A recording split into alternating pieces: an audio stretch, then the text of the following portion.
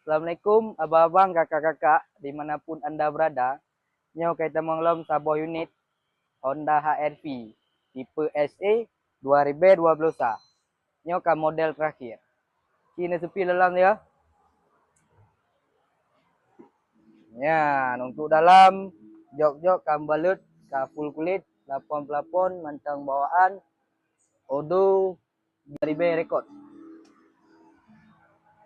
Ya untuk ban pelak ban manteng si 8%, pelak manteng original. Body belakang masih aman. Untuk harga tanya buka di 285 nego. Untuk abang-abang kakak-kakak yang minat motor HR-V-nya, langsung ju nejak bak showroom Aira Jaya Mobil. Tepat di Banda Aceh Batoh, Jalan DR Muhammad Hasan, ataupun di depan McDonald Banda Aceh Batoh. Sekian, terima kasih. Wassalam.